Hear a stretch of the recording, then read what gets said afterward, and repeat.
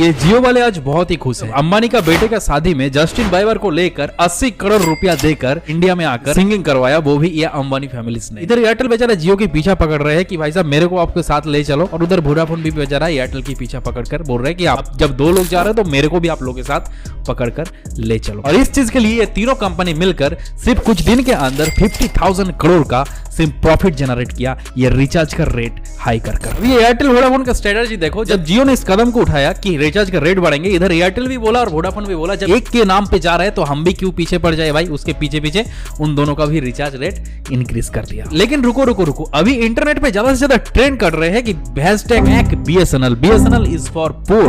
अब पैसा देना है तो टाटा को देना है, अंबानी को नहीं। ज्यादातर इस तरह के हैशटैग बहुत ज्यादा ट्रेंड करते हैं। उधर अंबानी जब जियो लॉन्च किए थे उस टाइम ने अंबानी ने ये बोला था कि रोटी कपड़ा आटा ये सब का इंसान का बहुत ज्यादा आदत है खाने के कंज्यूम करने का, लेकिन डेटा का आदत नहीं है। तो चलो एक काम करते हैं, डेटा का आदत बैठाओ ताकि रोटी कपड़ा के जैसा डेटा भी हर एक इंसान को मैंडेटरी होना जरूरी है। और इस कदम को लेकर बोले पहले इंडियन जनता को फ्री ऑफ कॉस्ट डेटा देने के लिए वादा किए थे कि हम लोग जितना दिन हो पाएगा उतना दिन इंडियन जनता को free of cost data provide करेंगे। लेकिन दरअसल इसका मतलब क्या है कि 1 रुपए का चॉकलेट को देकर 10 रुपए का कैडबरीज उसके पास से खींच कर ले आना। जस्ट इंडिया की जनता के साथ यही किया गया ये टेलीकम्युनिकेशन इंडस्ट्री ने। हाल ही में ये 2-3 बार रिचार्ज का रेट बढ़ चुका है, जो कि एक इंडियन किसानों परिवार के लिए अफोर्ड करना बहुत ज्यादा मुश्किल होता है। हम लोग सोचते हैं कि एक रिचार्ज बढ़ते हैं तो ज्यादा से ज्यादा 10 रुपया 50 रुपया 20 रुपया जितना भी अमाउंट होता है, चलो भाई हम सिम को स्विच नहीं करेंगे, उसमें रह जाएंगे। इसमें रिचार्ज का प्राइस जो बढ़ रहे हैं उस प्राइस को हम देकर हम स्विच नहीं करें। लेकिन प्रॉब्लम असल में उन लोगों को हो रहा है जो डेली का वाइज मजदूरी पे काम करते हैं, जिनका हर रोज के हिसाब से तनख्वाह होते हैं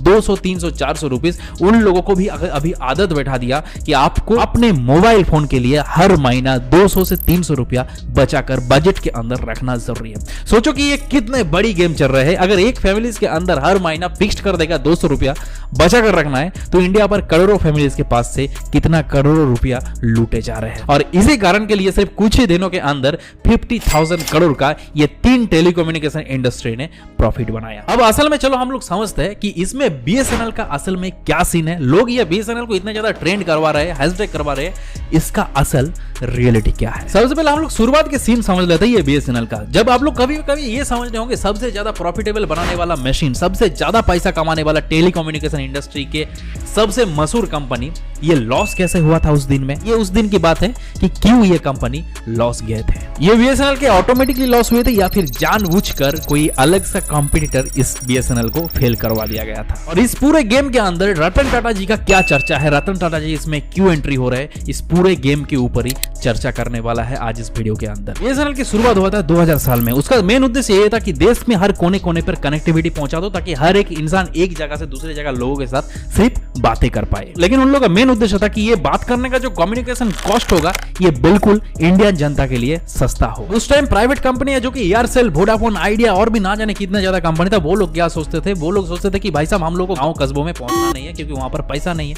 हम लोग को पहुंचना है शहरों में जहां पर लाखों करोड़ों पैसा बहुत ज्यादा उड़ते हैं, जहां पर लोग बहुत ही इजी से हम लोगों का कंपनी हम लोग का सिम लेगा और हम लोग पैसा बनाएंगे। तो ये सब प्राइवेट कंपनियां क्या टारगेट कर रहे थे कि हम लोग शहर सिटी के अंदर कब्जा करेंगे। लेकिन असल में BSNL तो था गवर्नमेंट कंपनी, वो क्या कर रहे थे, हर गांव में कस्बों में जाकर अपना अपना नेटवर्क बैठा रहे थे। क्योंकि उस टाइम इंसान के दिमाग पर एक चीज आ गया था कि जिसका कोई नहीं है उसका BSNL है। और इसी कदम को उठाते हुए BSNL कंपनी 2001 से 2008 साल तक एक बार भी लॉस नहीं गया। और ये टोटल 8 साल में BSNL कंपनी ने 46,668 करोड़ का प्रॉफिट बनाया। लेकिन इतना बड़ी कंपनी चल रहा था, इतना पैसा बना रहा था, ये कंपनी लॉस हुआ कैसे। बात है 2007 का, जब कंपनी बहुत ज्यादा प्रॉफिट बना रहे थे, तब उस टाइम टेलीकॉम मिनिस्टर था दयानिधि मारन। और ये बताया जाता है कि दयानिधि मारन अपने घर पे ऐसे 323 BSNL का कनेक्शन कर रखे थे जो उनका प्राइवेट नेटवर्क थे, मतलब उनका खुद भी एक प्राइवेट मीडिया था।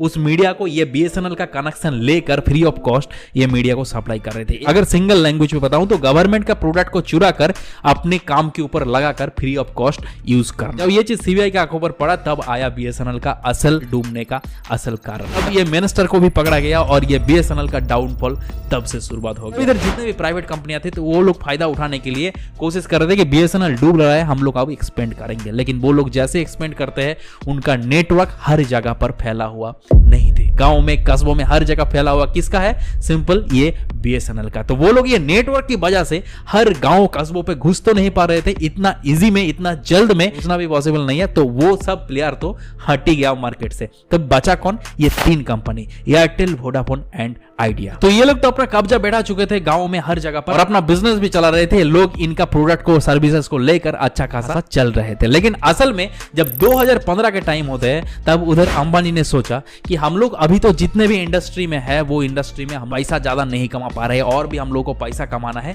एंट्री करना है टेलीकॉम इंडस्ट्री में। तब अंबानी फैमिलीज का एक दिमाग आया कि इंडिया की जनता को रोटी का, कपड़ा का, आटा का, ये सब का हर एक आदत है, लेकिन डेटा का आदत इंडियन जनता को नहीं है। तो ये डेटा का पहले आदत बैठाना पड़ेगा। फटाक से उन्होंने 1 लाख करोड़ रुपीस ये टेलीकॉम इंडस्ट्री पे इन्वेस्ट किया और इंडियन हर एक जनता को फ्री ऑफ कॉस्ट इंटरनेट देने के लिए वादा शुरू किया। फिर जाकर पूरा स्टोरी तो आप लोगों को पता है, वो हम नहीं बताएंगे, लेकिन अब बता रहे हैं जब इनका प्राइस हाई हो गया मार्केट रेट से कि एक नॉर्मल इंसान को एफोर्ड करना भी पॉसिबल नहीं है, इस मोमेंट पर क्या बीएसएनएल असल में एंट्री लेने जा रहे हैं। अब प्रॉब्लम बन रहा है यहां पर, जहां पर जियो, एयरटेल ये सब 5G की ऑलरेडी लॉन्च कर दिए कुछ जगह पर और ये कहता है कि 3-4 महीने के अंदर हम एवरी जगह पर 5G सर्विस को अवेलेबल कर देंगे। इधर बीएसएनएल बोल रहे हैं कि हम लोग तो भाई 4G सर्विस के लिए प्रिपरेशन कर रहे हैं, क्योंकि मार्केट से बीएसएनएल इतने टाइम उठ ही गए। बीएसएनएल का टारगेट है कि 2024 में हम लोग पहले 4G लगाएंगे, उसके बाद 2025 आते आते हम लोग इसको 5G में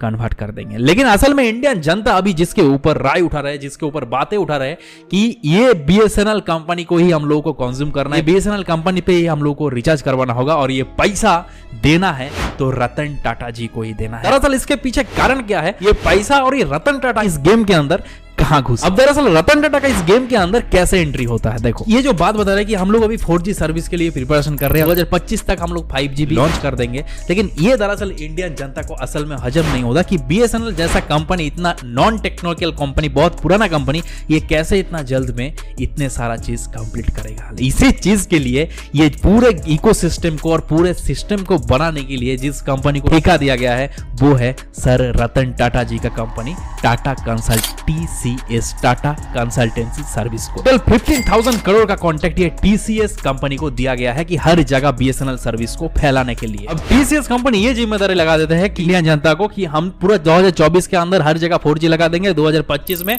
हम लोग का हार्डवेयर सेम रहेगा लेकिन कुछ ऐसे सॉफ्टवेयर में चेंजेस कर 5G भी हम लोग लॉन्च कर देंगे। तो ये बात हम लोग कंज्यूम कर सकते हैं क्योंकि ये चीज बोल रहे हैं कौन, रतन टाटा ने। देखो अगर आपको भी ये भरोसा लगता है कि रतन टाटा ने या फिर टाटा कंपनी ने ये कर दिखा देगा, मेरा तो 100% भरोसा है कि ये चीज हो ही जाएगा। लेकिन आपका भी भरोसा है तो आप लोग जैसे सोशल मीडिया पर शोर मचा कर रख के वो हैशटैग चला रहे हो, वैसे हैशटैग चलाते जाओ यार, क्योंकि असल में रियलिटी देखा जाए कि एक इंडियन जनता के साथ ये रिचार्ज प्लान को लेकर बहुत ही बुरे चीज किया जा रहा है। प्रॉब्लम हम लोगों का नहीं, हम लोग जैसा मिडिल क्लास का भी नहीं, हम लोग तो एफोर्ड कर रिचार्ज करवा लेंगे, लेकिन दरअसल असल में प्रॉब्लम हो रहा है उन किसानों, उन गरीबी परिवार का जिनका डेली का 200 रुपया तनख्वाह होते हैं, महीने का 6,000 रुपया सैलरीज होते हैं। ऐसे फैमिलीज करोड़ों है इंडिया पर, वो लोगों को भी ये हर महीने 300 रुपया अपना मोबाइल फोन चलाने के लिए एफोर्ड करना अनिवार्य है। इस आवाज को इतने ज्यादा देश भर में पहुंचाओ ताकि देश की कोने कोने तक मेरा ये आवाज से असल में ये पूरे गेम का, पूरे सिस्टम का, बीएसएनएल क्या आ रहे हैं, बीएसएनएल का हैशटैग क्यों चल रहे हैं, असल में रियलिटी पता चली। ऐसा तरह वीडियोस देखना है तो कुशल भद्र को अभी के अभी सब्सक्राइब कर चाहिए।